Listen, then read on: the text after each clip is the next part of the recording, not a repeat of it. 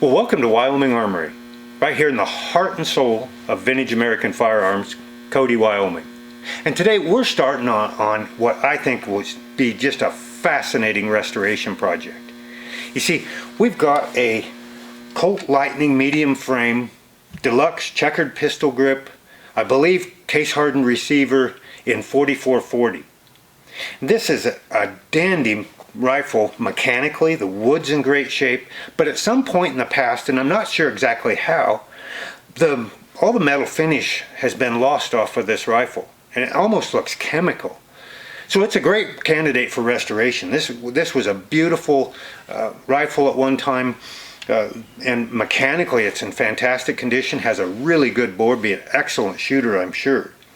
So what my plan is to go through each step of the restoration and do a series of videos very in depth to show all the steps involved and how it's done. And then, so if you're interested, follow along with those videos. And at the end, when we get all done, then plan to kind of tie it all together and make one video, but maybe edit some of it out so it's not quite so in depth. So this ought to be a fascinating show for those of you who are interested in the actual process of restoration. And this is, of course, a rifle that deserves a restoration. Not only does it deserve a restoration, but it deserves a Cinnabar and Wyoming Armory kind of a collaborative effort on this one. So stick around. We're gonna show you this rifle up close and personal, and then we'll get started on it. At least get it disassembled in this episode and see what we have to work with. Okay, so here we get a little closer look at this Lightning. You know, as I mentioned, some really nice wood, and you'll notice that French walnut that Colt used on their higher grades of rifles and shotguns doesn't have that real flame grain that we see on some of the Deluxe Winchesters and Marlins, but just more of kind of a wavy grain. And of course this one's a pistol grip, the checkered. Checkering's got a few little dents in it, and I haven't really decided whether to recut the checkering. I guess we'll see after Tony gets done kind of freshening up the stock here, if we do any more with the checkering. And it has the little silver insert down here you see on a lot of the Deluxe Colt rifles and higher grade shotguns. The butt plate is finish all gone and rusty, kind of like the rest of the metal. If we get up here to the receiver, we can see that, you know, it just the finish is plumb gone, and in its place we've got some spots of rust showing here that we need to deal with. And as we go down the barrel, it's just kind of the same thing. Both the barrel and the magazine tube, all the finish is gone here, and then we've got these spots of rust that have taken their place. And we won't know how deep that rust is until we get it off of there, so or how deep the pitting is under that rust, I should say. If we get up here real close, I'll see if we can get focused in. You can see here where the mag tube hanger is that there's kind of a white powdery substance, and it's actually all down between the barrel and the mag tube, and I'm almost wondering if that's some kind of chemical that affected the finish. Really hard to say at this point. Of course, it probably doesn't really matter that much. That finish is gone, and we're going to put a brand new finish on it. Okay, there are a couple other things that we want to take a look at before we start dismantling this old girl. And that's, I mentioned about that it's in excellent mechanical condition, and it has the safeties in place to keep it from firing out a battery, and some of them don't. So when we get the bolt out of battery, you can pull the trigger all you want and the hammer won't fall. Okay, and since this is a second model, you notice the dust cover, the first models had an open top. When the rifle's in battery and the hammer's back, the slide is locked. First models don't have that feature. It has that little slide lock in the front of the trigger guard instead. Now this one does have one bit of damage besides just the cosmetic that we see, and that's at some point in time somebody drilled an extra hole in this upper tang for a tang sight.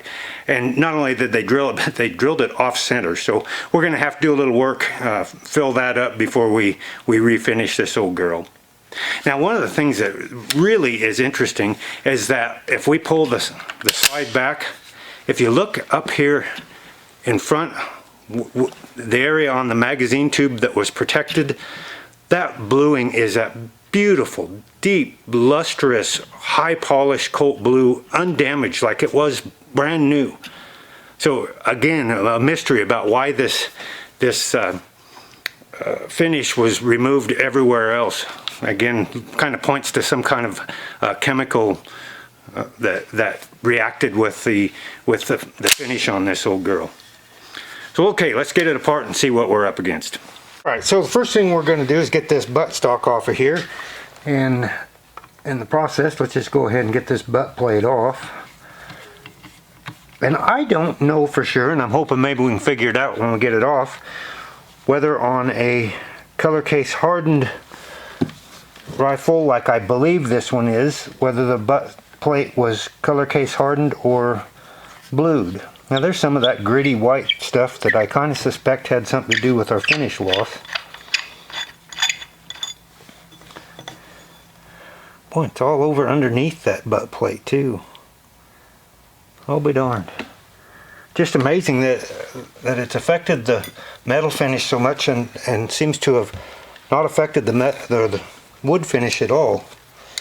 Okay, let's get this off of here. Now, the reason I say I suspect it's a color case hardened receiver is that it's not uncommon in these Deluxe Colt Lightning rifles to have color case hardened receivers, and this one just has that look about where it's kind of silvered out, but we can't see any remaining case colors on the outside, so I'm hoping maybe we'll see it under the buttstock. Be very careful. Colt Lightnings have a very bad tendency to break out right up in this shoulder area up here. And this one is complete, so I don't want to mess it up. And now I can see there's just absolutely no doubt on this block here where the tang screws into, it is color case hardened. So that's great news, and I was really hoping for that, because as if you follow our channel and follow Wyoming Armory, that's one of our real fortes is color case hardening. So I really wanted to color case harden this receiver, and I was really hoping it would have been originally, and it certainly is. Okay, so let's go down to the, oh yeah, it's got, I don't know if you can see that very well or not, but pretty good colors on this block right here. We can't really see it on the lower tang very well, but maybe we want to get things apart. Alright, so the next step is we want to take these scales off, and these scales are in really nice shape, and again they've got figure in them just like the buttstock. A lot of times the scales are broken, or grips, however, whatever term you use to describe them. These are in excellent condition, so we want to get them off and put aside and safe from any damage as quickly as possible. We can take the gun apart and leave them on the slide, but again we would be risking some damage if we had an accident. Now, these are going to come off really hard, and that's a little discouraging because that's how they get damaged, is trying to pry them off of here. Let's try the other side and see if it's going to be as obstinate. If we can get one side off, then it gives us a little more access to try to get the other side off that's holding so tight there. These are just absolutely beautiful scales. This side right here, you can see behind the checkering there that there's some great figure in them. They're going to be just as hard coming off.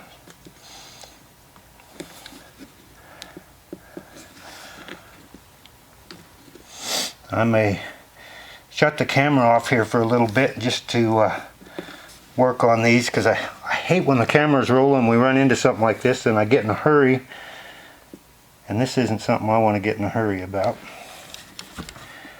Okay, we're back again now. We've got the back end of one of these grips is giving it up just a little bit, so oh, there, just popped off of there all at once. So good deal. We didn't get a crack or anything in it. Let's hope the other one will give it up now.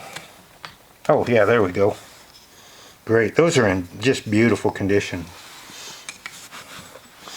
Okay, so our next job here is to take the magazine tube out. And Colt Lightnings are an interesting one with the magazine tube because we can take it all out with the spring and the follower all together, because the follower is held. There's kind of a crimp on the other end of the tube that holds it all together. So if you leave that screw in the end here, then the other end here holds that follower. You can kind of see how that's crimped. And look at all that nasty stuff underneath there. I'm sure that whatever that is what's taken that finish off. And it's all down the bottom of the barrel. What a puzzle. But again, we can see this beautiful Colt blue right in here that was protected under the slide or the grips there. Alright, so here we go. Now the Colt Lightnings have a screw on either side here, very similar to the 1873 Winchesters. And when we just have to pull each of those out, and then the whole bottom half of the action comes right out. The bottom is one piece. Get it to loosen up. That one's not quite in there right. Oh, we've got a light going out here, and whenever it pops on occasionally, then it makes a heck of a racket, so won't let that bother you. Okay, so and now in order to get the lower tang out, we have to work the slide back, cock the hammer here, and then you'll notice right here there's kind of a half moon. This part is part of the lower tang, and this half moon that's cut into the receiver here is where that rides, and that just keeps the bottom of the receiver from falling out. So we have to push that whole bottom tang lower receiver this direction, and then we can pull it out. One thing you don't want to do is, if they're tight, just beat on that lower tang. Any number of Colt Lightnings I've worked on, people have beat on them with a hammer and just mushroomed that lower tang. It doesn't take that kind of beating. Doesn't need to take that kind of beating. Sometimes they're kind of tight, and this one is a little bit tight, but I've had a lot worse. So we're just going to work that forward. We didn't have to beat on it until it's clear here. Let me move this so that you can kind of see what we're doing. Okay, see this? We've got that out now to the front, and now we can just rotate this up, and there's the whole lower tang, and the action works just come right out with that tang. And I can see case colors here. You might not be able to pick them up on the camera, but definitely this is a case hardened Deluxe Colt Lightning. Okay, now the next thing we need to do, let me get the camera moved around here a little bit closer so you can see how we get the bolt out of these things. Okay, so what we're looking at here, this is the bottom of the bolt. We've got the receiver upside down here.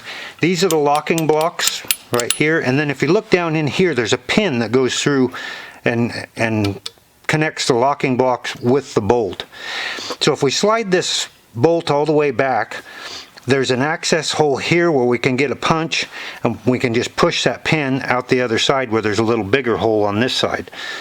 And of course, in the normal functioning, this bolt wouldn't go back that far and allow that pin to come out. Let's see if we can just push it out. Sometimes they'll come right out without tapping on them. Got to get them lined up. There we go. There it comes. All right, so now we should be able to pull that locking block out of there. There's a locking block. And Lightnings do lock up very securely. Okay, and here's our bolt. And we can see there's a fair amount of that nice Colt blue on the side of the bolt here. Well, if I can get it over here in focus. A fair amount of that high polished Colt blue here on the bolt as well. But a lot of that gunk down in here in the receiver as well, especially on this side of the receiver. Let me get it. So whatever that stuff was, it's pretty nasty. Now one thing you may notice here is on the upper tang on the underside, there's a serial number. So we've got a serial number on the lower tang and underneath the upper tang, so we can tell whether the parts came together or not, you know, if the lower tang's out of a different gun by comparing those serial numbers. Of course, somebody drilled a hole through one of the serial numbers on that one, but we can see enough of them to tell that this is a matching numbers gun. Now we've just got a couple of more things to take out of this receiver, and that's these ejector bars and the loading gate. Now Colt Lightnings have a kind of a unique ejector system. I guess they're not unique, but they're just different.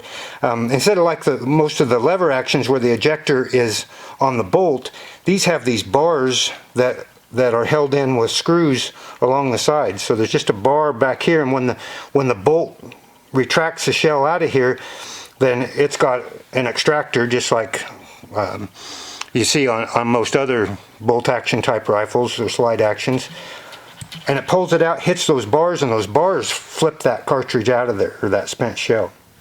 So we'll just take those out, and actually you don't have to have the gun apart to take these ejector bars out. You can take them out with the gun together. I just chose to do it in this order. So you take that screw off the front, just reach in with your pinky finger and shove it out. This one's gummed up, so it's usually they just slide out pretty easily, but this one's got a bunch of that nasty stuff on it. Okay, and these ejector bars are different for the 32s and the 38 and 44s. Now the 38 and 44, the larger calibers, the ejector bars are the same, but the 32, in order to get that cartridge, they're a little bit wider. And there's a little bit of a difference in length between the first model and second model ejector bars too, just to complicate things further. Okay, we'll get this side out.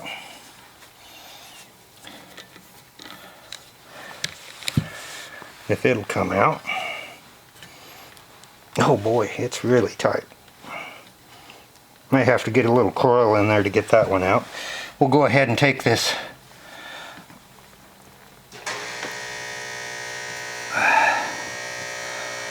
loading gate out. That's just a screw here. There's a spring on the inside of that screw, and it comes right out that way. And so now we've got our loading gate and the loading gate spring that rides on the back of it to keep it closed. Okay, well, we'll go get a little coil put on that, and then we'll come back and take this lower receiver apart for you. Okay, so remember we had to open the action to get this lower tang out, so we've got the hammer cocked, and we need to get that hammer down, but with the slide halfway back, hammer won't fall. So remember, we have to pull that slide all the way forward, pretend that it's in battery, and then we can let the hammer fall. And now we can take this mainspring out, because we've relieved the tension on it. And of course, this one's a little unusual in that it's a pistol grip. The pistol grip Lightnings are unusual to say the least. They just didn't make a heck of a lot of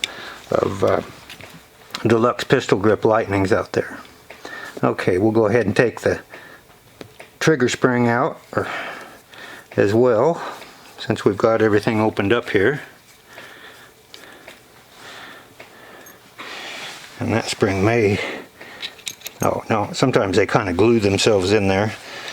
Alright, now the hammer is down. We can get a block over here and get this thing out, and it's just a pin.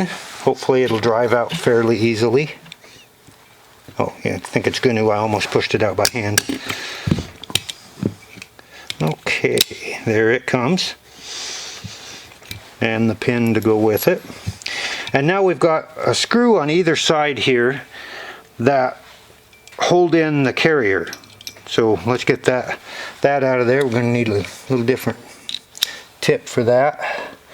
And it actually screws into the sides of this tang, and then the carrier rides on the unthreaded portion that's inside. See that it isn't threaded all the way to the end, so that that carrier can just ride and pivot on it.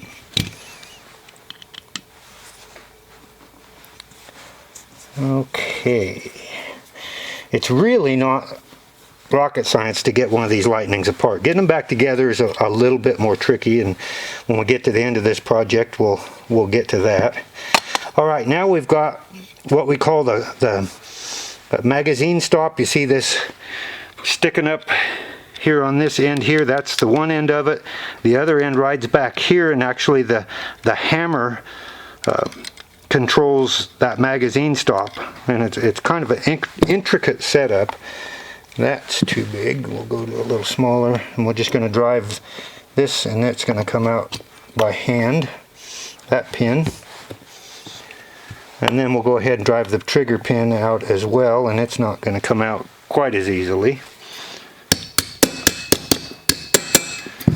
Okay, so there are both of those, and then this magazine stop is a little bit tricky. You got to work the slide a little bit, and maybe we'll get that.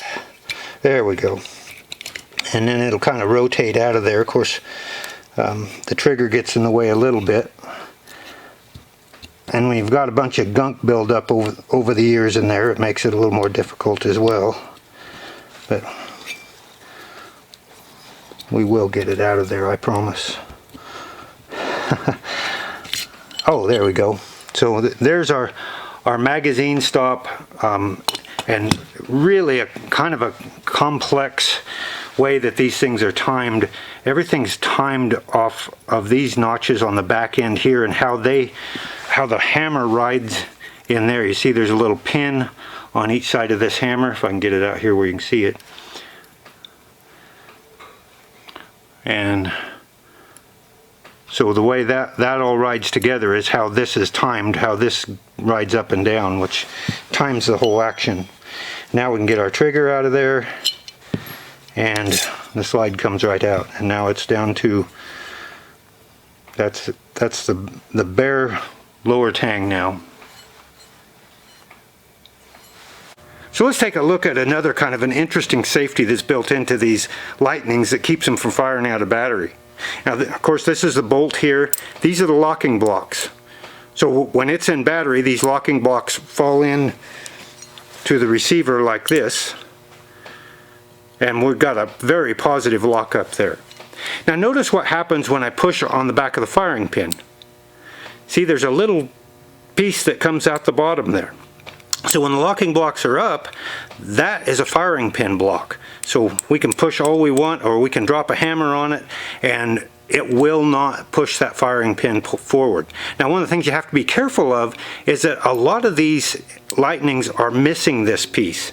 At some point in time, somebody worked on them and either didn't know what it was, or it was broken, so they just tossed it aside. So always make sure that if your Lightning isn't in battery, that you can't push that firing pin forward.